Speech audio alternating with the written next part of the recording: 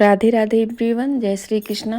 तो आज देखेंगे कि विजया एकादशी कब है और कैसे करना है हमको पूजा पाठ। तो सबसे पहले सुबह स्नान कर लेना, दहली पूजन कर लेना है। और यदि मतलब जब स्नान करने जाएं तो थोड़ा सा काला तिल जल में डाल के स्नान करें।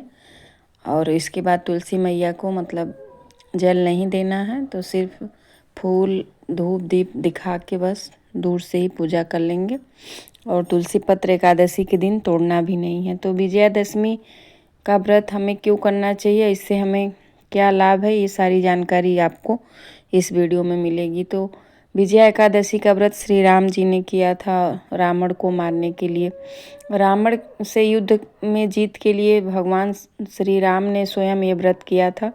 और विजया एकादशी का बहुत ही ज़्यादा महत्व है और इससे सारे पाप नष्ट होते हैं। किसी भी चीज़ में यदि आप हार रहे हैं तो ये एकादशी करने से आपकी विजय निश्चित होती है। और विजया एकादशी में खास ये है कि हमें उस दिन भगवान श्री हरि के साथ साथ हमें भगवान श्री राम की भी पूजा करनी चाहिए और उनके पूरे परिवार की। तो यदि आपके घर में भगवान श्री राम का फ़ोटो हो जिसमें पूरा परिवार हो तो और अच्छा है। यदि सिर्फ राम जी का है तो उनकी भी पूजा हमें विधि से करनी है, क्योंकि ये एकादशी जो है राम ने रावण पर विजय प्राप्त करने के लिए किया था। इस एकादशी के दिन दोस्तों हमें कलश स्थापित ज़रूर करना है। जो भी धातु का आपके पास कलश हो, पीतल तांबा, और पहले के ज़माने में लोग चांदी सोने का कलश बनाते थे और पूजा करते थे और दान देते थे। लेकिन अब उतना समर्थ कहाँ, तो आप मिट्टी का भी कलश दान कर सकते हैं। तो जो हमको दान करना वही हम मतलब स्थापित करेंगे कलश, और उस पर नारियल ज़रूर रखेंगे। कलश के अंदर थोड़ा सा हल्दी अक्षत सारी चीज़ें हमको रखना है, अंदर में डालना है पानी के साथ। और कलश के ऊपर हमें श्री हरि नारायण को विराजमान करना है। यदि आपके घर में कोई छोटा सा भी फोटो वोटो हो तो कलश के ऊपर रख सकते हैं।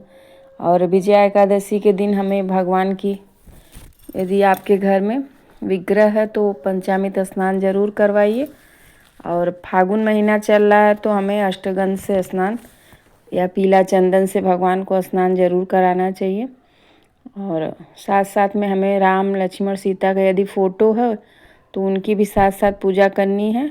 और यदि घर में सिर्फ फ़ोटो है तो उनसे मतलब जल छिड़क के और फिर हम अपना विधि से पूजा पाठ करेंगे।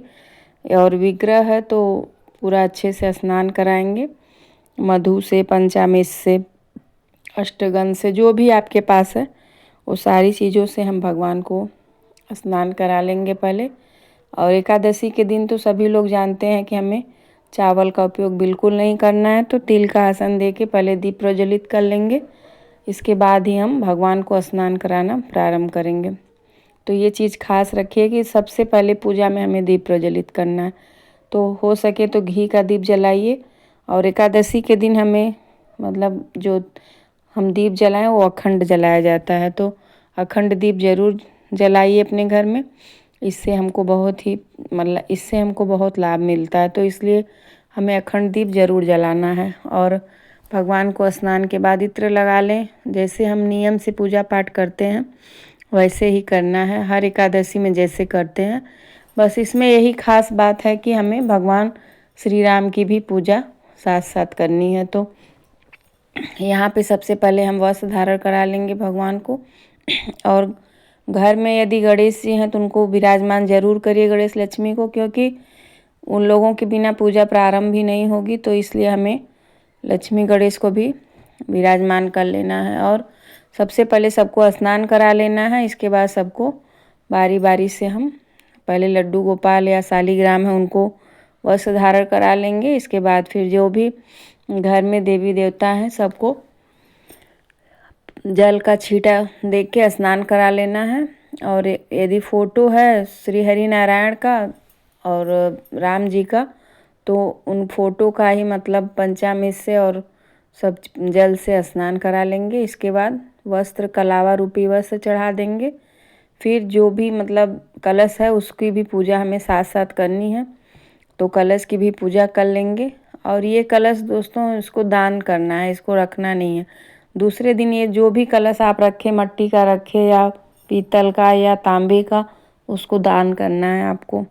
और इसके बाद पीला चंदन भगवान के ऊपर समर्पित करेंगे। गणेश लक्ष्मी को पहले लगाएंगे, फिर विष्णु भगवान को, फिर राम जी को। और यहाँ पे मैंने देखिए विराजमान कर लिया। सबसे पहले चौकी लगाना है।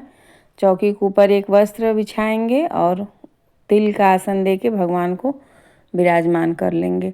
तो यहाँ पे इसके बाद जब स्नान के बाद वस्त्र के बाद जो भी आपके घर में फूल है, माला है, भगवान को समर्पित करिए। और लक्ष्मी नारायण को तुलसी पत्र जरूर चढ़ाइए। माता लक्ष्मी को सिंदूर लगाइए। यदि सीता माता का फोटो है तो उनको भी सिंदूर हम समर्पित करेंगे उस दिन। और जो भी घर में देवी जितनी लोग हैं सबको सिंदूर अर्पण करेंगे। इसके बाद फूल चढ़ाएंगे। फूल मतलब तुलसी पत्र तो सभी लोग जानते हैं कि लड्डू गोपाल पे चढ़ता है, या विष्णु भगवान को, नारायण को तुलसी पत्र जरूर चढ़ता है। और इसके बाद आप फागुन महीना चल रहा है तो अबीर गुलाल भगवान के ऊपर ज़रूर चढ़ाइए। तो ऐसे डायरेक्ट नहीं डालना है, फूल में थोड़ा थोड़ा लगा के। और भगवान श्री हरि नारायण को, राम जी को, गणेश लक्ष्मी को और लड्डू गोपाल को, सबको थोड़ा थोड़ा अबीर फूल में लगा लगा के चढ़ा देंगे।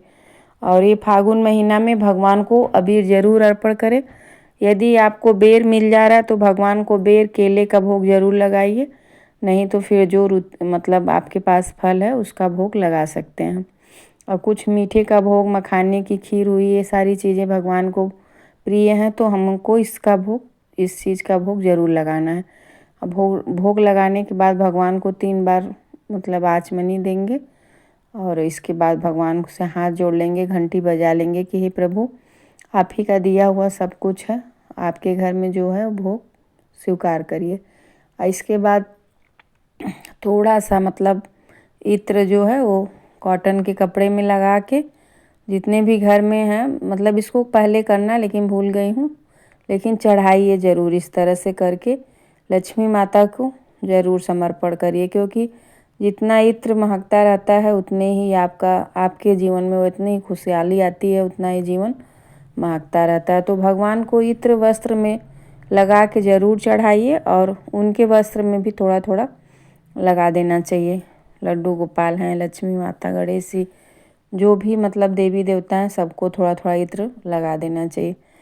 और यहाँ पे भोग लग चुका है।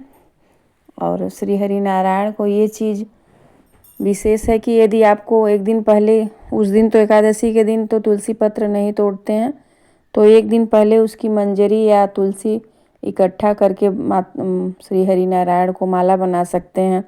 या मंजरी बस इकट्ठा करके और भगवान का नाम ले लेके बारी बारी से चढ़ा देंगे। और यहाँ पे भोग लगाने के बाद भगवान को हम तिल समर्पित कर देंगे। और एकादशी का व्रत, तिल हाथ में तिल और फूल लेके एकादशी का व्रत का बुक जो आता है उसको पढ़ लेना है। एकादशी पढ़ कब रही है? एकादशी 13 फरवरी को पढ़ रही है। और 12 बजे से लग रही है, 12 फरवरी को। और 13 फरवरी को व्रत रखा जाएगा। दशमी के दिन से ही नियम का पालन करना है। दशमी के दिन रात्रि से ही हमें चावल नहीं खाना चाहिए। और जब पारण करें तो चावल ज़रूर खाना है। भगवान की आरती कर लेंगे।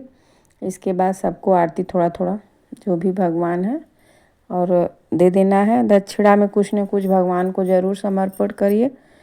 और विधि विधान से भगवान का पूजा करिए। ये एकादशी, विजया एकादशी, बहुत ही खास एकादशी मानी जाती है। इस एकादशी से करने से हमारे सारे पाप नष्ट होते हैं और हमारे जीवन में जितनी भी मतलब समस्याएं हैं दूर होती हैं। यदि कोई भी केस या कुछ भी आपका बहुत दिनों से चल रहा है, लड़ाई झगड़ा और विजय नहीं हो रही है, तो ये व्रत जरूर करिए। राधे।